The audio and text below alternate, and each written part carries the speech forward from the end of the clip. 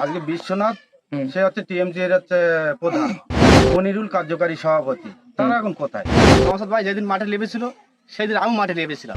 ওদের কোনো ভয় দেখাতে হয়নি, কারণ ওদের যে যে চুরি করে সে মনে করে যে হচ্ছে সবাই চোর। Good evening and welcome to Apna Dekhan News Hall 24. We have a compelling report for you tonight. আমরাডাঙ্গি গ্রাম 2024-এ আমিরুলের দোকান ভাঙচুর করার কেন্দ্র করে কিছু টাকা ওনার কাছে দাবি করে। সেই টাকা আইএসএফ এর বুথ কমিটি থেকে আমরা উদ্ধার করেছি পুনরায়। সেই টাকা তুলে দিচ্ছে আমাদের সভাপতি মকির মণ্ডল। দেন টাকাটা দিয়ে দেন। টাকাটা কত আছে এটা গুনে নাও। গুনে নাও। তোমার বলতে হবে না, শুধু গুনলেই হবে। টাকাটা পেয়ে কিরকম খুশি হলে কি বলবে? টাকাটা পেয়ে বলো। আমি সব বিষয় বলছি আস্তে আস্তে, প্রথম থেকে শুরু করি। 2021 সালে আমরা আইএসএফ করেলাম।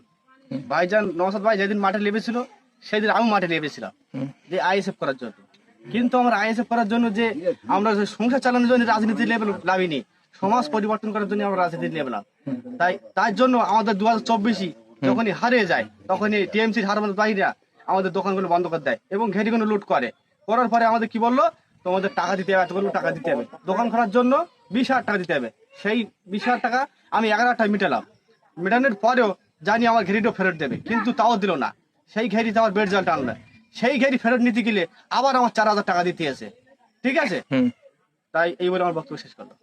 আমাদের সভাপতি আছে, তানার বক্তব্য আমরা শুনবো এখন। সর্বপ্রথম ধন্যবাদ জানাই আমার নওশাদ ভাই, তার নীতি আদর্শিত হয়ে আমরা আজকে 21 থেকে এই পর্যন্ত 26 আমরা 21 যে লড়াই আমরা নওশাদ ভাই আব্বাস ভাইয়ের হাতকে শক্ত করার জন্য যে লড়াইটা লড়েছিলাম, তার থেকে আমার গা পরাস্ত হবার কারণে অনেক ক্ষতিবিধি, জুলুম, অত্যাচার বর্তমান আমরাডিঙ্গি গ্রামের মানুষের করেছিল এই টিএমসির গুন্ডা বাহিনীরা। তার থেকে কম বেশি আমাদের যেরকম 21 সালে ঢেরি লুট, ঘরবাড়ি ভাঙচুর, দোকান পোশারি ভাঙচুর এইসব করেছিল। তারপরে যখন লোকসভা ভোটে 24-এ আমরা আবার হচ্ছে সেই নওশাদ ভাই আব্বাস ভাইয়ের কথা মতন আমরা সেই মাঠে নামি, তাতেও পরাস্ত হই। হওয়ার কারণে তখন কম বেশি আমাদের এই আমরাডিঙ্গি গ্রামের থেকে 2 থেকে 250 পরিবার আমার ঘর ছাড়া করেছিল। করার পরে তখন আমরা দিশেহারা হয়েছিলাম, আমরা কোথায় যাই কি করি। আমরা একটা টিম আমার নওশাদ ভাইয়ের কাছে গিয়েছিলাম, সেখান যেয়ে নওশাদ ভাই আমাদের আশ্বাস করেছিল যে ঠিক আছে আমরা কম বেশি আমি তোমাদের হেল্প করব। সেখান থেকে নওশাদ ভাই হেল্প করার পরেই আমাদের 14-15 দিন টাইম দিল। সেই 14-15 দিনের মধ্যে আমরা যখন গ্রামে আসার একটা বার্তা পেলাম, তখন এই টিএমসি যারা আমাদের গোপালপুর ওয়ানের যারা নেতৃত্বে ছিল তারা একটা বুঝে গেল যে এরা যেভাবে নওশাদ ভাই যে সিস্টেমে আমাদের বাড়ি ফিরাচ্ছে সেটা ওরা জেনেছিল। জানার পরে এইবার তখন কি করলো, আমাদের বাড়ি বাড়ি যেয়ে প্রশাসন সেই ছেলেগুলোর নাম্বার নিয়ে, যারা বাড়ি ছাড়া হয়েছিল তাদের নাম্বার নিয়ে তাদের সঙ্গে যোগাযোগ করে যে তোমরা বাড়ি ফেরো, তোমাদের কোনো অসুবিধা আমরা করব না।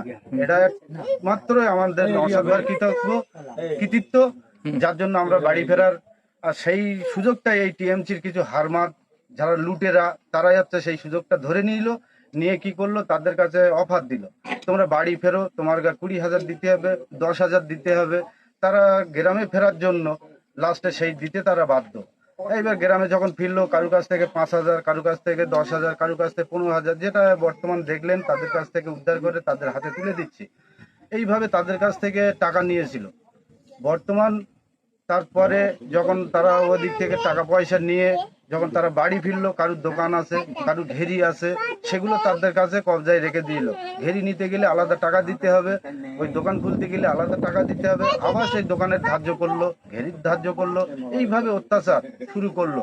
বর্তমান গ্রামের যে 2 থেকে 250 পরিবার ঘর ছাড়া হয়েছিল, তারা কম বেশি আস্তে আস্তে সেই তাদের কাটমানি বলো আর যেটা ধার্য করেছিল সেটা দিয়ে তারা গ্রামে বসবাস সেভাবে শান্তিতে করতে পারতো না। তাদের চোখে কম বেশি এর সঙ্গে এই রাত্রিও ভাই কথা বলতে দিত না। ও এক জায়গায় বসে যে একটা আলাপ পরিচয় করবে সেই সুযোগও দিত না। বর্তমান যখন 26-এ আসার পরে আমরা কম বেশি যারা প্রথম সারি নেতৃত্ব দিলাম তারা তো 5 বছর আমরা ঘর ছাড়াই ছিলাম। আমরা এই 26-এ এসে আবার সেই লড়াইটা নওশাদ ভাই আব্বাস ভাই কথা মতন আমরা লড়াই লাভলাম। তার থেকে আমাদের এই আমরা ডেঙ্গি 260 নম্বর বুথ আমরা আইএসএফ এর লিডটা পেলাম, 247টা পেলাম না।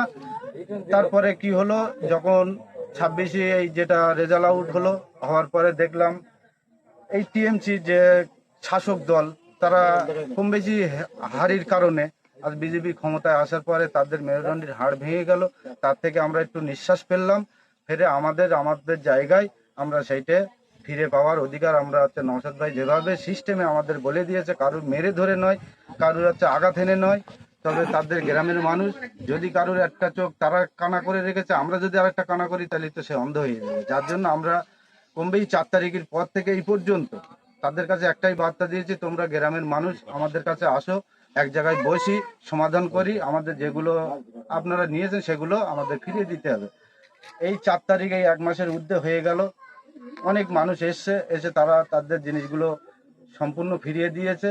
আরো দেওয়ার আশ্বাস তারা হচ্ছে কম বেশি আমাদের ডেটের মধ্যে আছে।